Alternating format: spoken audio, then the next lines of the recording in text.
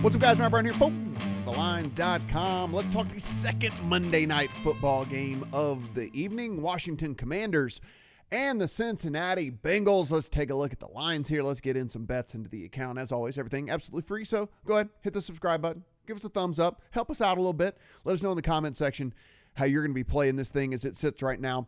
7.5 in favor of Cincinnati at home. Pretty much 7.5 across the industry at this point. If we look over here at the total, looking at 46.5. There is 147, as you see right here at MGM, but 46.5, the prevailing total, 47 out there if you're looking to play the under in this one. So what do we get here out of these two teams? I mean, look, Washington with maybe one of the most fraudulent counterfeit wins of all time, didn't score a touchdown, 7 field goals, and somehow that gets it done when the other team scores 3 touchdowns against you. But hey, a win is a win is a win in the NFL, so they get a win. They move on here. And Cincinnati, of course, looking for their first win. First game, absolute dud. Joe Burrow looked rusty. Second game, knocked off some of that rust. Still had to play without T. Higgins. And almost got that done there versus the Chiefs. So I'm not too worried about Cincinnati. Certainly not too worried about Cincinnati here tonight. We can go over to the injury report, take a look at what we got here. Von Bell, questionable for the Bengals. If you go down here, Chris Jenkins, questionable, but you see he got a full practice in on Saturday. So typically he's going to be good to go with that. You can see Sheldon Rankins already ruled out in this one, as is Tanner Hudson. You're not really handicapping anything based off Tanner Hudson at all. Down here for the Commanders, you can see Emmanuel Forbes, a corner, is questionable, and then Cleveland Farrell is out. That's about all they're dealing with there on the injury front. I'll pop into an article here. Over here by Eli, if you want to look at some anytime touchdown odds, first touchdown odds, things like that for this game. He has some thoughts as well down here, some guys maybe you want to take a look at here in this one. So, look, I'm not worried about Cincinnati. If you guys listen to any of the preseason content we did heading into this, I'm pretty high on Cincinnati. Certainly don't like to see the 0-2 start, and certainly don't like to see them lay that egg in week 1. But given everything that we've seen from some of these quarterbacks coming off major injuries, Kirk Cousins looked like crap in week 1. Joe Burrow looks like crap in week 1. Aaron Rodgers kind of looks like crap in week 1.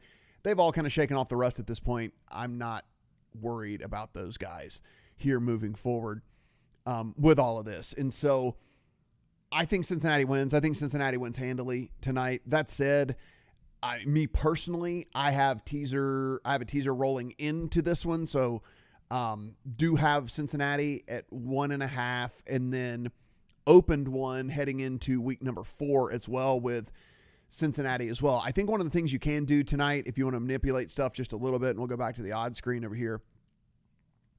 You don't always have to play the full teaser, right? Like, they'll let you just parlay alt lines now. So if you want to take the Bills down to like 2.5, you could do that. And then you could take Cincinnati down to 2.5. Or if you don't feel comfortable with that, if you want to take them all the way down to 1.5, you can, whatever.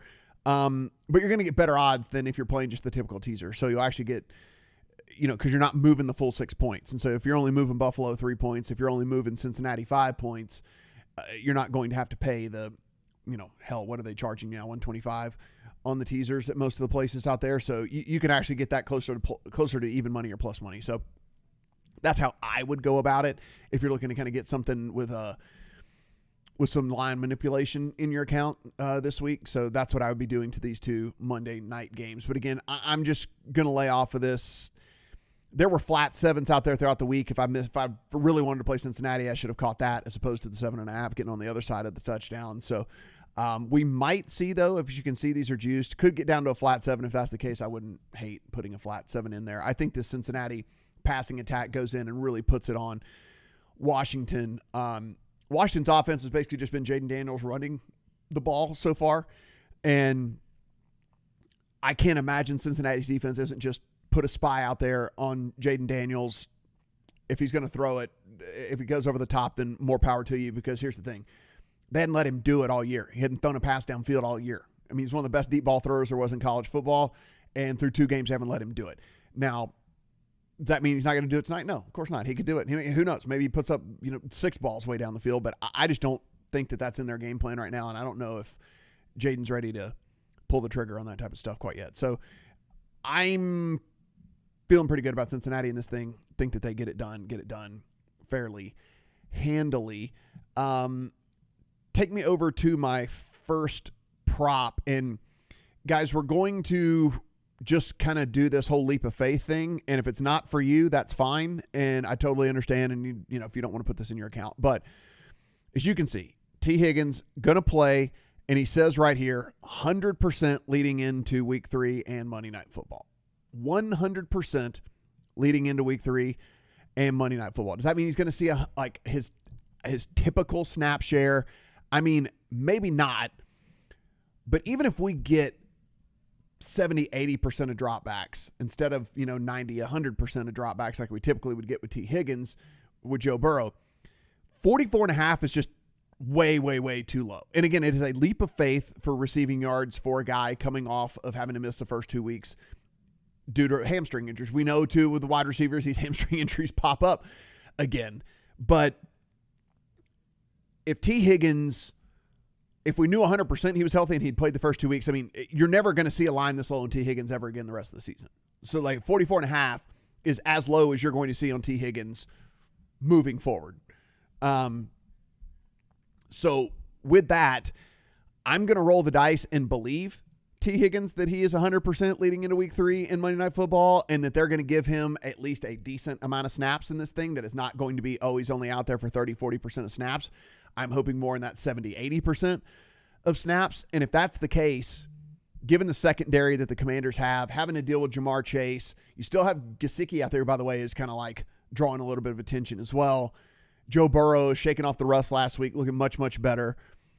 I'm going to say that T. Higgins gets over the 44.5 right here. I mean, look, if you just go off normal projections for T. Higgins, he's going to be much closer to 60 yards, like every single time. So, I mean, if you believe that he's going to get what he says he's going to get, what we believe he's going to get, and what the beat writers even say he's going to get, then this prop's 10 yards off. You're not going to see 44.5 again the rest of the year. So I'll take advantage of it. And again, it is a leap of faith. If it's not for you, I totally understand it. One other prop that is at least somewhat interesting to me, and I think this one would be more kind of in a same game parlay type of situation if I was trying to run things out.